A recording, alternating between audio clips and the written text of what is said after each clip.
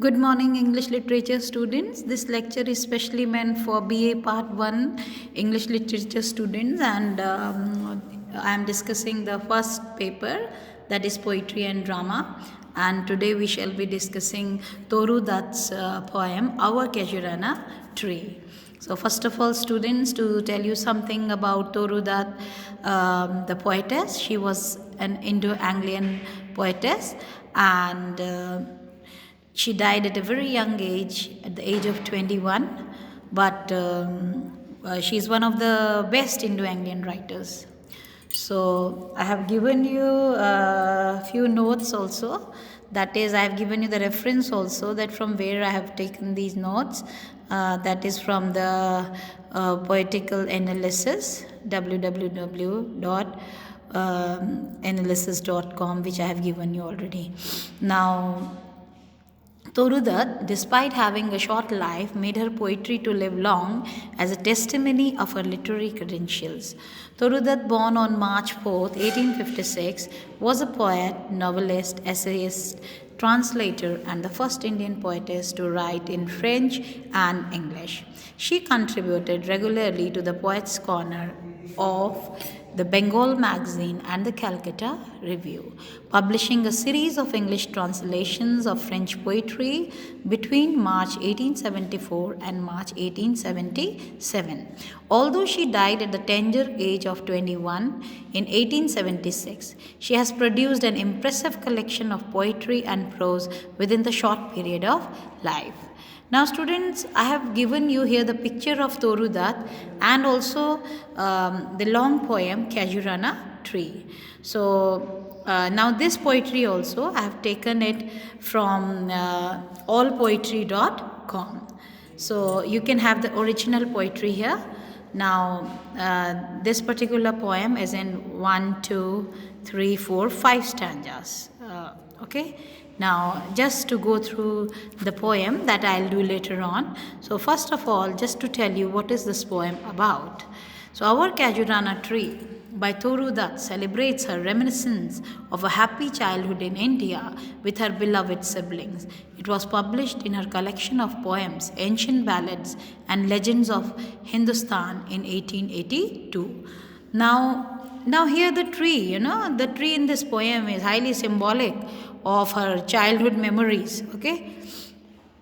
It was published in her collections of poems, Ancient Ballads and Legends of Hindustan in 1882. The tree is used, I have told you, as a symbolic representation of the poet's past memories and the rich tradition of Indian culture and philosophy, a prevalent idea present in Dutt's poetry.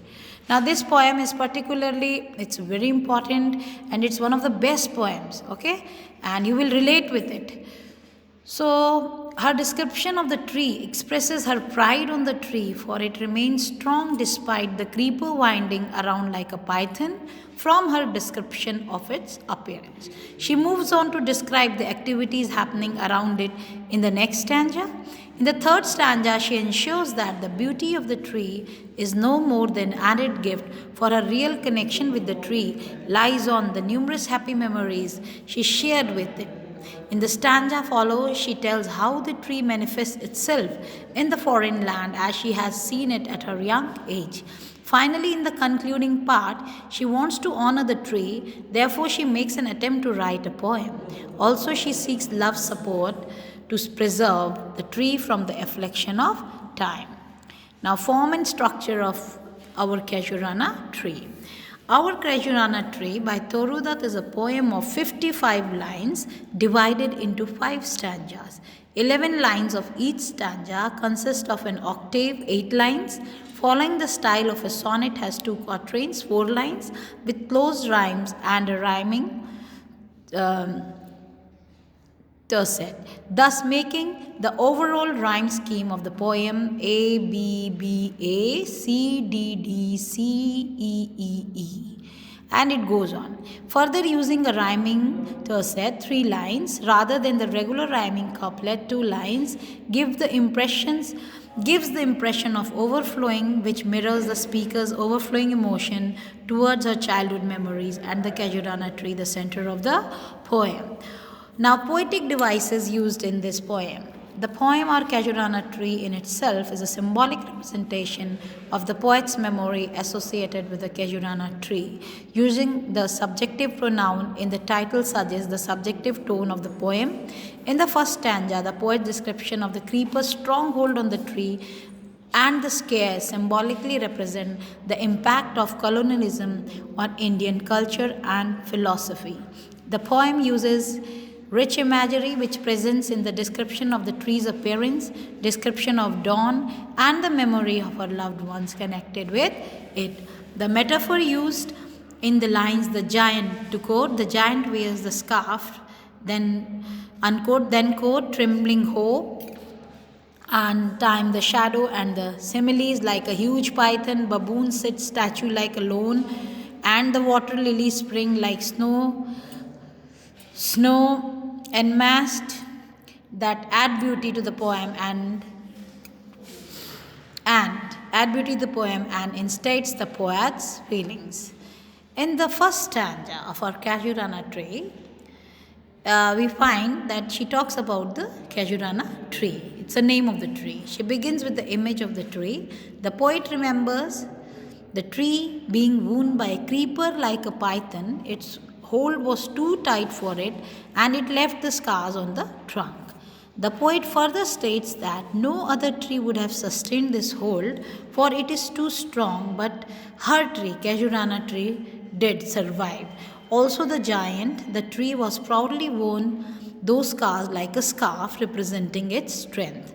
To further describe its strength, the poet says it is filled with crimson flowers in every bow like a crown that invited birds and bees. Often at night, when the poet could not sleep, she used to listen to the music that filled her garden as if it had no end. The second stanza of our Khajurana tree details the experience of dawn which delighted the poet. Every morning, as she opens a window, her eyes rest. Every morning, as she opens her window, her eyes rest on the tree and delighted. She presents the picture of the changing scene with seasons, sometimes during other seasons, and mostly during winter. She has seen a baboon sitting on the top branch like a statue, waiting to receive the first ray of sunlight, whereas his puny offspring plays around in the lower branch of the tree along with this scenic beauty. The poet also experienced the kokila's welcoming note.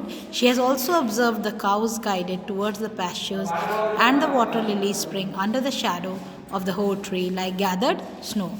In the third stanza, the speaker turns more subjective in the memory associated with the tree. She comments on why the tree will remain dear to her always.